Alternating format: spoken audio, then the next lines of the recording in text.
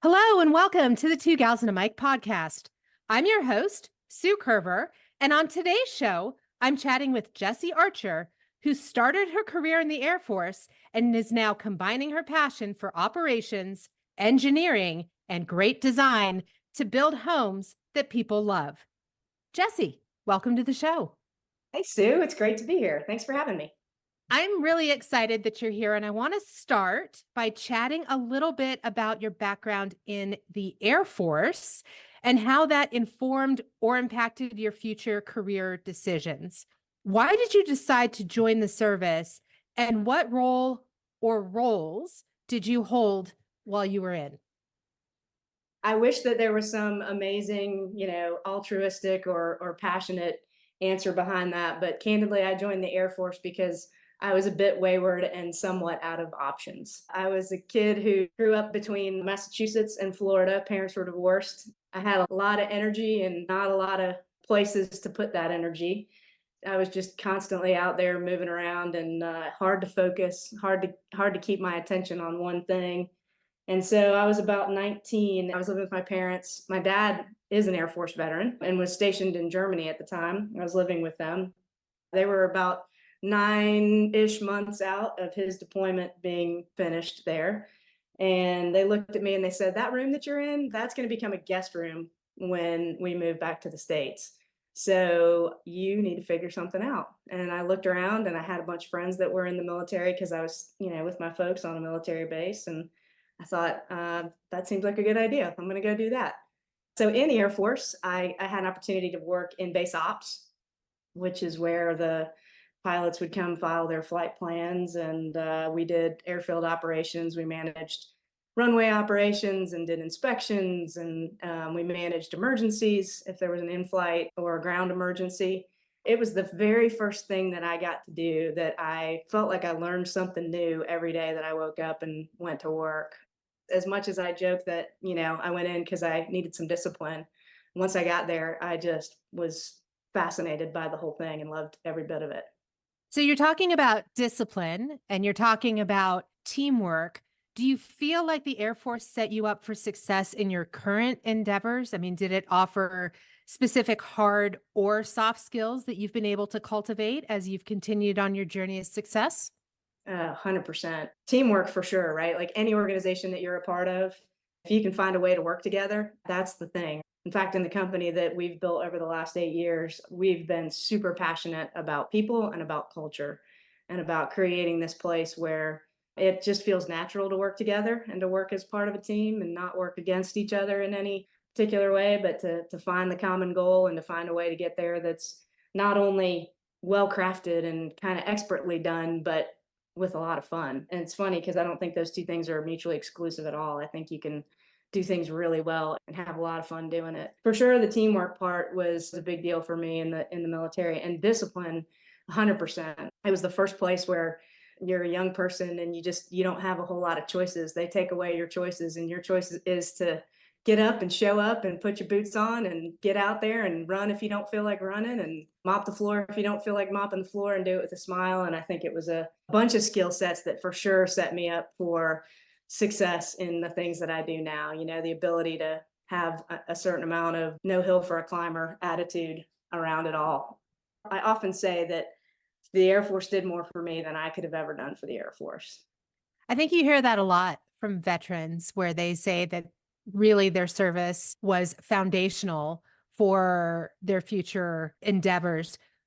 So you've gone from runways to rooftops, and post Air Force, you've found your way into the home building space. You've dedicated decades now to building not only homes, but neighborhoods and relationships with homeowners.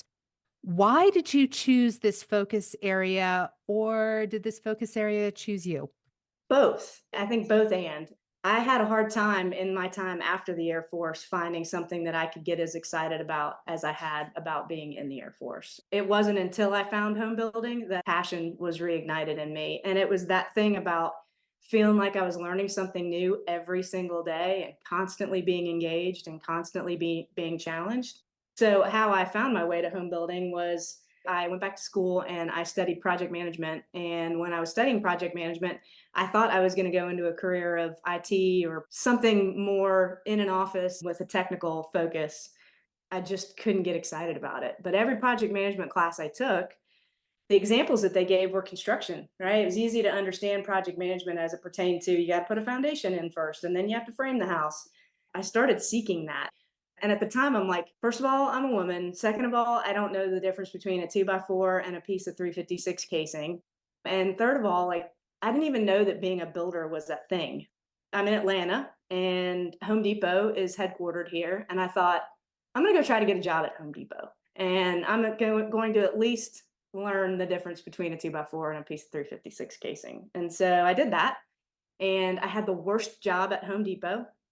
I was an on the phone escalated resolution specialist. So I got to hear all of the worst things that happened in installations and those kinds of things. And so I was trapped in this cubicle taking these calls, and I was like, I definitely can't do this any longer. But I ran into somebody whose husband worked at a home building company, and she said, I think they're hiring. And I said, that seems like a really cool thing. And so I went, interviewed there, John Wheelan Homes and Neighborhoods. That's where I got my start. It's where my whole company is foundationally aligned around a whole bunch of John Wheelan folks. We're the John Wheelan alumni that have created our company. And I got to take a job there as a warranty manager, and the rest is history. Let's talk a little bit about something that you just mentioned, and that's being a woman in traditionally male dominated careers. Did you ever experience imposter syndrome? And if so, how did you overcome that? I still experience imposter syndrome 20 years into this thing. There's always the next project, there's always the next big daydream that you're wondering if you've got the skill set or the capabilities or the energy or the ambition for, especially coming from something fully different from this background. There's a lot of technical jargon in my field. What's interesting about it is that I often struggle with imposter syndrome, but I have made it my passion throughout my career to become better and better and more learned and more studied and more sure of the answer than probably most people in the room. And I've learned that the first answer isn't the answer often. I've learned to dig to the second or third or fourth answer. And in that way, I think I at least gain the confidence to walk into a room and know that I've got something to say and that it's worth saying. So, what about limiting beliefs? Have you experienced or had any limiting beliefs that have held you back? So I'm a girl who never finished college for all the reasons. Turns out is probably a lot of ADHD and a lot of just unbridled energy, not to be really for a lack of ability, just the lack of focus. And so I felt that weight of not having a college degree, and especially when I transitioned careers, especially that decade between my Air Force career and my home building career, I just felt like if I didn't find a way to find my way to a college degree that I would never make it. Couldn't be farther from the truth. It turned out that a lot of hard work and dedication and studying, and I may not have the degree on the wall, but I've been able to self-teach and learn and continue to be a student of home building and mostly overcome that limiting belief 20 years in. So, to clarify, you had mentioned that after the Air Force, you went to school. So, you didn't complete the degree. I didn't complete the degree. I got into this project management certification program that I thought was fascinating, but some combination of maybe lack of focus, certainly lack of funds. Yeah, I never found my way to finishing the degree. It's funny, it's one of those things that I sometimes wonder if I won't do that in my retirement, just to know that I crossed that bridge and check that box and do it in a way that's something different. Maybe I get an opportunity to study something that I wouldn't have otherwise studied. But yeah, never finished my undergrad. And despite all that, Jessye, you have been wildly successful in your career. Were you ever scared of success? And if you were, what were the drivers that helped you move past that? I think I'm more scared of failure. I really don't want to disappoint anyone, and that's probably not overly healthy, but also somewhat beneficial. Yeah, I mean, I think my fear of failure outweighed my fear of success, generally speaking. I feel like there's been a fair amount of what my business partner would joke is dumbass luck in my success, but I know that's probably not true. I bet there's plenty of hard work and other things that have baked in the cake. And probably a combination, a little bit of dumbass luck and certainly a lot of hard work, right? For sure. There was definitely plenty of dumbass luck. Yeah, no doubt. Yeah, and now you're finding yourself in a leadership role where you're focusing a lot on ensuring that your teams and your efforts achieve the highest levels of organization and customer satisfaction. And I would imagine that your time at Home Depot probably informed some of what you're doing here. In practical terms, what does this look like and why is this so important to you? Leading a team or being a part of a team, but for sure being somebody who other people are following in a team is one of the greatest gifts that you get the opportunity maybe to do, in my opinion. You work hard at your thing, whatever your thing is. And if you work hard enough and you stick around long enough, at some point somebody wants to hear what you have to say. And it's a huge responsibility, but a huge honor. One of the things that I take the most satisfaction from is teaching my craft. We do an intern program every year. And, by and large, the guys and girls are mostly sweeping houses and doing some hard work and digging ditches and some of that stuff. But we weave in a fair amount of education. There's nothing that trips my trigger more than being able to work with those young folks and teach them both the value of, yeah, I know you didn't find that pipe when you dug the first hole, but keep digging. That part, that thing, that life skill that comes with just working, but also the technical parts of it. Because I didn't come from an engineering background or an overly technical background, and I'm visual, I think one of the things that I'm able to do is to explain it in a little more little red hen terms, make something complex a little more simple. And I just take a lot of satisfaction from the opportunity to get to do that. You're not only teaching young folks, but you're also influencing veterans. I remember that we met actually when you were sitting on a panel and you were speaking to a group of us about ways that we can employ our gifts and our strengths. You just mentioned some of your strengths. What are some other gifts and strengths that you're using? I like to make people laugh. I heard somebody a long time ago say, I have a strange sense of humor to go with a strong sense of pain.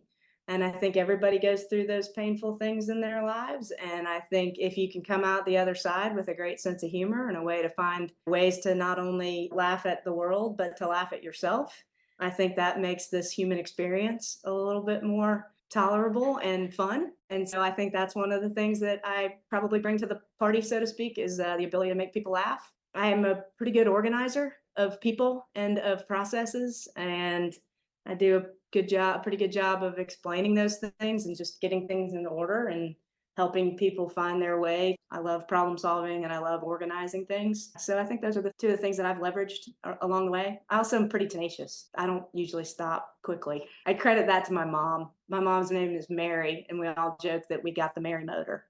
I would imagine that that tenacity for sure has helped you in your career, which by the way has been absolutely fascinating. We talked a little bit about it. We talked about your time in service. And then you've moved from entrepreneurship, where you launched a business in 2011, to executive leadership roles, to another entrepreneurial adventure in 2016. What's been the most challenging part of entrepreneurship and how have you navigated the challenge?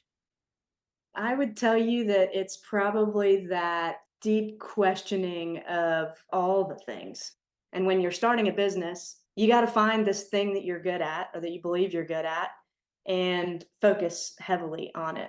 But when you do that, you often get opportunities that can take you left or right or center or around a bend or around a corner that are either loosely related to what you're good at or not at all related. And when you're an entrepreneur, your job is to find the next business opportunity and make the most of it. And so navigating what to say no to has probably been as hard as navigating what to say yes to. And that ranges. It could be a client relationship.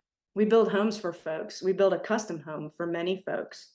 And that means that we could have as many as a 24-month relationship with these people. And it's deep, close in human interactions. And you've got to know that we're as good a fit for you as you are for us. Otherwise, that 24-month relationship can be less than fun. navigating what to say no to, be it a client relationship or a project that may or may not be within something that we're really good at, is probably one of the hardest things. Because when you're the leader, again, it's your job to put the food on the plate for everybody. And you want to make sure you don't either say yes to the wrong thing or no to the wrong thing.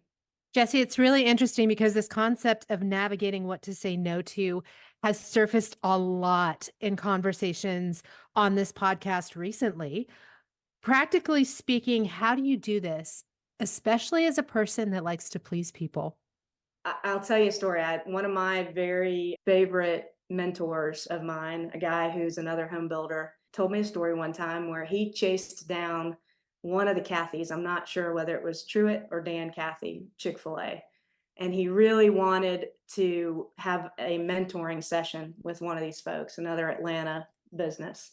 And he managed to get an audience, and he had lunch with one of these guys, and he looked at him and he said, "Tell me, what's the best piece of advice if you want to be a successful business owner?" And he said, "I don't know what the best piece of advice is, but I know that when we set out to create Chick-fil-A, our passion was to make the very best chicken sandwich that we could possibly make. And we never strayed from that goal of making the best chicken sandwich that we could possibly make." And so I think the thing that gives me solace when I do say no is that I know what our good chicken sandwich is, or I think I'm pretty confident in what that is. We build a certain product at a certain price point for families, and we're good at that. When we have deviated from that is when there's some challenges. And so we remind ourselves often to focus on the chicken sandwich. So, when you're saying no to things, I'm wondering if other aspects of your life also come into play. We've talked a lot about your career, but there's a lot more than your career to you. You're a mom, you've got one adult child, you have a couple of fur babies, and you're married. So, how do you balance the demands of your job and your clients with the responsibilities of your family? I'm so very, I don't know, blessed is probably the best word to use, but I won the lottery when I met my wife. She's just this amazingly even keeled, calm, level headed human. She is very much the duck paddling under the water. And she's also someone who isn't afraid to say what she wants and what she needs and to set good boundaries. And so I think that the universe sent me my wife 20 years ago to help teach me some lessons about balancing those challenging demands. I was also fortunate enough when I met my wife, she had an 11-year-old daughter, and I was 29 at the time. And so I was 29 with an instant 11-year-old. That 11-year-old played sports, and the demands of a family with the kid playing sports, and she was playing competitive sports, travel ball. And so that quickly meant that I had to balance my work and my life because we were chasing her around the state of Georgia, watching her play softball. I had the opportunity to coach her teams, which is probably one of the greatest joys of my life. I don't think I do a particularly great job of balancing it necessarily on my own, but she's the one who'll say, that seems like a little more than we need to try to commit to at the moment. And so she's been a good balancing influence in my life in that way. Along those lines, boundaries. My goodness, that's another concept that continues to come up that we've chatted a lot about on the podcast. And it seems that women are sometimes afraid to set boundaries because it could result in change or upheaval. What would you say to that? I mean, you must have to have them both in your business and obviously, as you just discussed, in your personal life. It's a thing that I for sure struggle with. My nature is to try to get it all done and to be all things and to do more. It's a thing that if you don't find a way to say no and you don't find a way to rest and you don't find a way to recharge, then burnout is a very real thing that I have felt. And then eventually at some point your mental health and your physical health suffer. And I've experienced, thankfully not in any dramatic fashion, but some of that stuff as well, where you just have to pump the brakes and say, either I need to go talk to somebody or I need to rest or I need to go see a doctor and just take care of myself. And so that's the thing. That's a very real thing. And it's something that I don't ever feel like I fully have my arms around it, but I'm aware of. I was in a conversation just this morning with a colleague and friend that we were talking about, we need to go take care of ourselves as much as we're taking care of our families and our work and all the other things. So that begs the question, what does your self-care routine look like? There's nothing that gets between me and my two a day walks with the dog. That's one way that I take care of myself. I figured out that I was having a hard time packing the bag and going to the gym or even going to the basement. And so I roll out the under the desk treadmill and walk while I'm paying bills at the computer or something like that. And that's another way that I take care of myself. I do shut the laptop at a time in the evenings. This is a business that can be very 24/7. And if there's a true emergency, I have to be available, but I do put my phone on do not disturb after 7 every night. And so unless there is something, God forbid, truly on fire, I don't take work calls or emails after 7. So it sounds like you really are living authentically. And to live authentically requires a sense of courage. It requires a sense of vulnerability and maybe a little bit of risk. How have you learned to show up authentically? And what's been the most rewarding part of doing this? It's funny, I saw my wife sent me this video just a couple of days ago, and I don't even know who this speaker was, but it seemed to be some version of a TED Talk, and he was talking about vibrations and the vibrations that people operate on and their energy level and what you can feel. And he said the most compelling vibration is authenticity. That emotion is the thing that people respond to the best.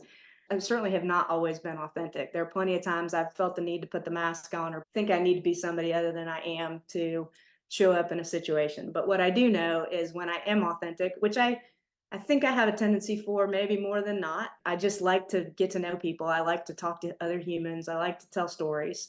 I recognize that thing that you get in return, from other humans, their authentic selves. And I find that I'm very attracted to those people. It's what I was attracted to in my wife. It's what I'm attracted to in my close friendships. The surface is great and there's plenty of room for all the small talk and those things, but I'd way rather hear about your dog or your kids or what you're passionate about or what you're excited for this summer than what you do for a living. Well, I want to go back to something that you said earlier. You said that when you focus on what you're good at, you open yourself up to opportunity. And I really think that that means that you open yourself up to the chance to step into purpose. Do you feel like you have found your purpose? And if so, was it hard for you to believe bigger in order to do this? I for sure feel like I've found my lane. I am super sentimental and I love the idea of home. My astrological sign is Cancer, so I think that means I'm a nester and I love family and I love home and I love all things about families. And so when I got into home building, the idea of being able to be part of building this permanent thing where families were going to get to experience Christmas morning or Passover meals or graduations and all of the big life events. They were going to get to do that in this thing that I helped to create. It's what sparked the fire for me for home building. I just love it. I love the creativity. I love the fact that it's a tangible thing. We start with a blank piece of paper and it turns into this amazingly beautiful home and it does it in real time. And so all of that is really rewarding. But what really gets me is I now, after having done this for 20 years, I now have Facebook friends whose children were little tiny humans when I built their house. And I've gotten to see Christmases and birthday parties and prom and graduation on the front porch of this place that I had an opportunity to create. That's the thing that makes me feel like I have found a purpose and that I'm doing the right thing. And it still is a motivating thing for me today. It's a guidepost and a lens through which I try to remember to see my business, even when things are hard, even when something goes wrong, because they do. It's construction. To know that what I'm about to do is deliver this home, not a house, not a commodity, a home that a family is going to experience their lives in. It keeps me passionate about delivering something good for them. And it sounds like there's so much emotional equity that goes into that. I mean, as I said before in the podcast, you're not only building homes, you're building relationships. You're building these foundations that are allowing these tiny humans to grow up into adulthood. How does that inform your identity? Oh, it's huge. I mean, I think across the spectrum of the families and the relationships and the people I've been involved in their lives and the amount of trust and faith that they've put into me and my team, to deliver their home and those relationships that are long-standing. I mean, I've met people from all walks of life, from all parts of the country, so many long-standing relationships. There's a couple here in Roswell that I still once every couple years go and have lunch with them, and hear about their grandkids.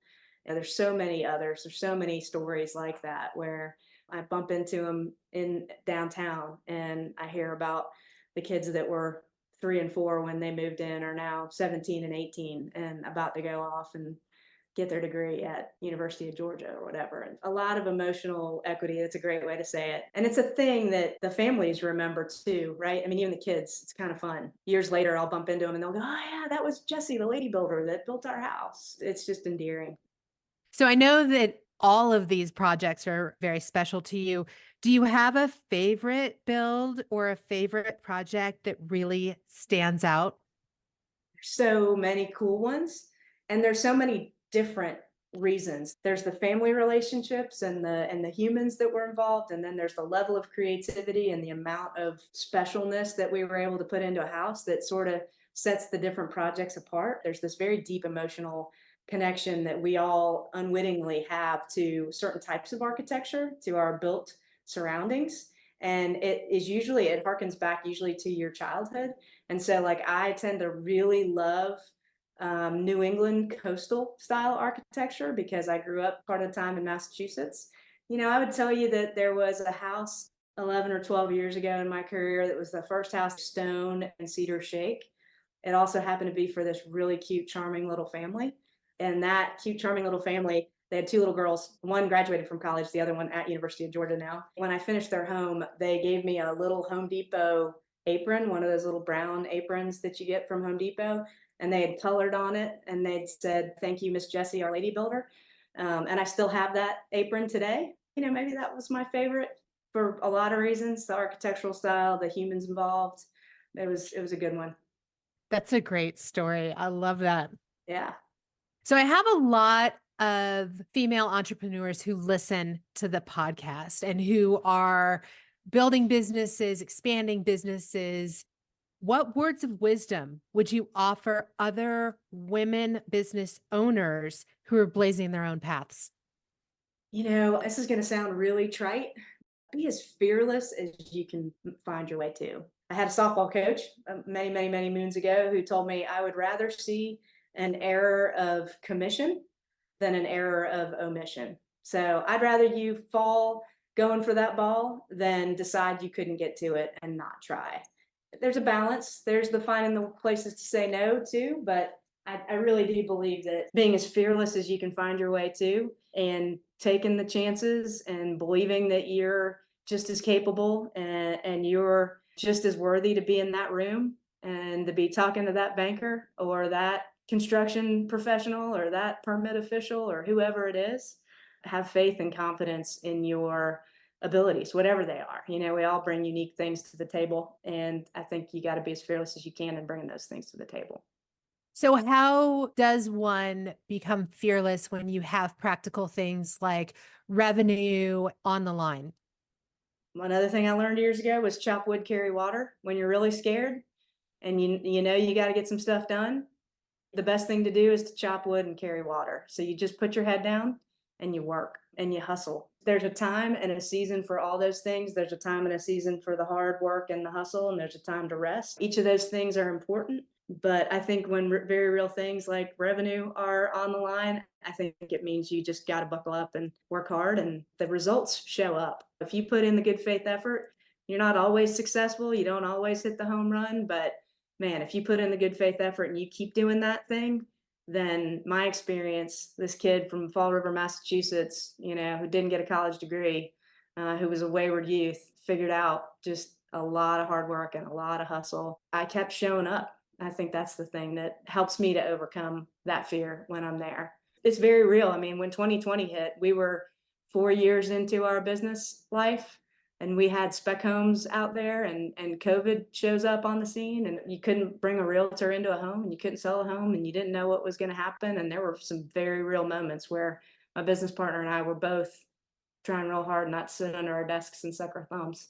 What did? We got on Zoom calls And we looked at our financials and we filled out paperwork and we were paying attention to all of the things that were happening. And the moment that we had the opportunity to get out there in a safe way and do our business, we did. And everybody knows what happened from there. You know, the housing market boomed and you just have to show up and do the work. There's no other way around it in my experience. So, Jessye, what legacy do you want to leave? I hope that when my time here is done, that I have made more people laugh and more people smile than otherwise. I hope I've built a whole bunch of really terrific houses that a bunch of humans had the opportunity to take shelter and take solace in and love each other in. I hope at my, whatever the big party is, that people are telling stories about that time that Jessye said this or did that, and they're having a good laugh. Is there anything that I did not ask you that you would like to leave us with? Maybe gratitude. And it's something that isn't necessarily innate for me. I'm usually so focused and so busy that I have to remind myself to step back and be grateful and remind myself to be real focused on those things that I have to be grateful for, be it my health or my, abilities or the roof over my head or the beautiful shoulder seasons in Atlanta, Georgia, or any of those things. My mom, I talked about her a little bit earlier, she has made it her life's mission from about the time she was 35 until now. She's 72, maybe 71. Sorry, mom. To focus on gratitude. She's just very focused on gratitude. And she is literally a ray of sunshine. She brings sunshine wherever she goes. It's not something that is natural for me, but it's something that I have to remind myself to do and to focus on. A lot to be grateful for. Well, thank you, Jessye, for joining us today to share your encouraging thoughts on entrepreneurship and navigating success. It's exciting when we use our strengths to lean into our purpose, and you certainly are a positive example of what this looks like. And thank you, listeners, for tuning in. If you'd like to know more about Jessye and her beautiful homes, I've put her website link in the show notes so you can check that out. Be sure to share this episode and then tune in again next Friday for another edition of Two Gals and a Mic when I speak with another amazing woman who's doing extraordinary things. I'll see you then.